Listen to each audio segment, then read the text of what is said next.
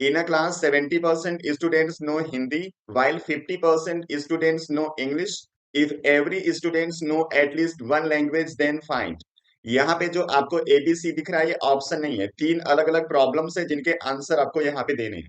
तो इस प्रॉब्लम को सॉल्व करने से पहले इसका जो की कॉन्सेप्ट है उसको समझ लेते हैं। जैसे मान लो इन जनरल आप लोग कहीं पे कुछ भी बात करते हो, आप सिलेक्शन पूछते हो कि किसी को क्या सिलेक्ट करना है या किसी को क्या पसंद है ना पसंद है, उसकी बात। जैसे मान लो किसी क्लास में कुल 10 स्टूडेंट हैं और आपने वहां पे पूछ लिया कि किसको कौन सा सब्जेक्ट पसंद है, और आपके पास सब्जेक्ट है केवल दो। अब आपने पहले के लिए हैंड रेज करवाया तो मान लो 5 लोगों ने हैंड रेज कर दिया, दूसरे के लिए हैंड रेज करवाया तो 7 लोगों ने हैंड रेज कर दिया। तो अब यहाँ पे जो हैंड रेज हुआ है अगर उसको काउंट करोगे तो टोटल तो हो जाएंगे 12। लेकिन आपके पास स्टूडेंट थे केवल 10, तो ये दो जो एक्स्ट्रा आ गए वो क्यों आ गए? ये क्या हुआ होगा, यहाँ पे दो स्टूडेंट ऐसे होंगे जो दोनों के लिए हैंड रेज कर दिए होंगे, और वही डिफरेंस यहाँ पे दो का क्रिएट हो गया है। सेम यही कॉन्सेप्ट यहाँ पे आपको यूज करना है और कुछ है ही नहीं इसमें। जैसे अब यहाँ पे क्या हो गया, 70% स्टूडेंट है जिनको हिंदी पसंद है, 50% स्टूडेंट है जिनको इंग्लिश पसंद है। तो चलिए इन दोनों का परसेंटेज अगर हम ऐड कर दें तो कितना हो जाएगा, ये 120% हो जाएगा। और परसेंटेज होता क्या है, केवल 100% होता है। मतलब कितना परसेंट यहाँ पे एक्स्ट्रा आ गया, 20% एक्स्ट्रा आ गया। मतलब 20% स्टूडेंट ऐसे होंगे जिनको हिंदी भी पसंद होगा और इंग्लिश भी पसंद होगा। तो पहला यहाँ पे प्रॉब्लम है percentage of student know both language, सीधे इसका आंसर आपको लिख देना है 20% है जो दोनों जानते हैं। अब आपका सवाल है दूसरा, percentage of student know only Hindi. अब हिंदी में कुल थे 70% स्टूडेंट, जिसमें से 20% ऐसे हैं जिनको दोनों पसंद है। तो उनको ये हिंदी इंग्लिश दोनों पसंद होगा तो 20% इसमें से आपको माइनस कर देना है। तो केवल हिंदी वाले कितने हो जाएंगे, 50%। सेम ऐसे कितने को केवल इंग्लिश पसंद होगा, करना है तो क्या करना होगा, 50% में से जिसको दोनों पसंद है माइनस कर दो। तो यहां से भी 20 माइनस कर देंगे तो आ जाएगा 30%। तो ये तीनों का आंसर हो गया, इस तीनों को ऐड करोगे तो आपको 100% मिल जाएगा। तो इस तरीके से हम लोग इसके आंसर्स दे देते हैं। तो ऐसे प्रॉब्लम को सॉल्व करोगे तो वहां पे ये एक लाइन जरूर मेंशन रहेगा, every student know at least one language, या फिर यहाँ पे कोई कंडीशन होगी। तो उस कंडीशन पे भी बेस्ड अभी मैं आपको एक प्रॉब्लम बताता हूं। अभी इससे पहले एक प्रॉब्लम यूपीएससी 18 में पूछा गया है, उस पे आते हैं, जहां पे प्रॉब्लम तो सेम है, बस परसेंटेज की जगह पे वहां पे नंबर दिया गया है। चलिए उस प्रॉब्लम पे चलते हैं। अब यहाँ पे क्या है, 19 boys turn out for playing hockey, of these 11 are wearing hockey shirt and 14 are wearing hockey pant.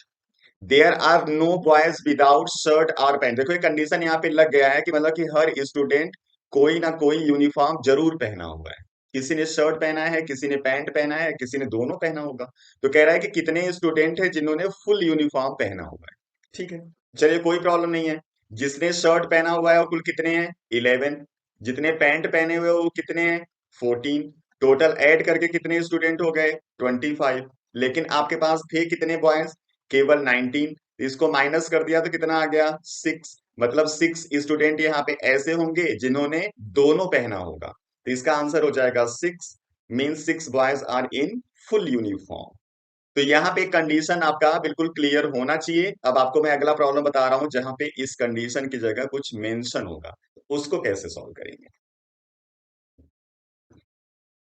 There are 15 students in the class in which 7 students know French, 8 students know English and 3 students neither know any language. तो आपको ये तीन चीजें find करनी है। अब यहाँ पे कंडीशन ये नहीं दिया है कि कम से कम एक स्टूडेंट एक लैंग्वेज को जान रहा है, यहाँ पे बोल दिया 3 स्टूडेंट कोई लैंग्वेज नहीं जानता। तो पहले यहाँ पे फ्रेंच कितने जानते हैं, 7। इंग्लिश कितने जानते हैं, 8। ऐड कर दिया तो कितना आ गया, 15। लेकिन अब आपको ये जो 15 है टोटल 15 स्टूडेंट से काउंट नहीं करना है, इसमें से पहले 3 स्टूडेंट आपको कर देना है माइनस, क्योंकि जो लैंग्वेज जानने वाले हैं वो केवल 12 स्टूडेंट ही होंगे। 3 तो ऐसे थे जिनको कुछ नहीं आता। अब आप यहाँ पे इन दोनों का डिफरेंस चेक करोगे, तो अब 15 माइनस 12 करोगे तो आपको मिलेगा 3। ये 15 है टोटल इनका सम, और 12 है ये टोटल स्टूडेंट जिनको लैंग्वेज पता है। तो इसका डिफरेंस करने पे 3 आ गया, मतलब 3 स्टूडेंट ऐसे होंगे जिनको दोनों लैंग्वेज पता होगा। तो पहला पूछा हुआ है number of student know both the language, answer लिखोगे 3। अब आपसे पूछा हुआ है number of student know only French, तो यहाँ पे 7 फ्रेंच जान रहे थे जिसमें से 3 है जो दोनों लैंग्वेज जान रहे हैं। तो जो केवल फ्रेंच जानेंगे वो क्या होंगे, 7 में से 3 को माइनस कर दिया तो हो गया 4। अगला है number of student know only English, English जानने वाले कुल कितने थे, 8। 8 में से 3 जो दोनों जान रहे हैं 3 माइनस कर दिया तो हो गया 5। यानी 5 स्टूडेंट ऐसे हैं जो केवल इंग्लिश जानते हैं। अब इनको थोड़ा ऐड करके देख लो, अभी आपको समझ में आ जाएगा। 5 ऐसे जो इंग्लिश जानते हैं, 4 ऐसे जो फ्रेंच जानते हैं, 3 ऐसे जो दोनों जानते हैं, कितने हो गए 12, और 3 ऐसे हैं जो कुछ नहीं जानते, टोटल मिलके 15 हो गया, और 15 स्टूडेंट यहाँ पे दिया था। इस तरीके से प्रॉब्लम को आप सॉल्व कर देते हो। चलिए नेक्स्ट वीडियो में फिर किसी दूसरे टॉपिक के साथ आएंगे, तब तक आप लोग पढ़ते रहिए, अपना ख्याल रखिए, थैंक यू।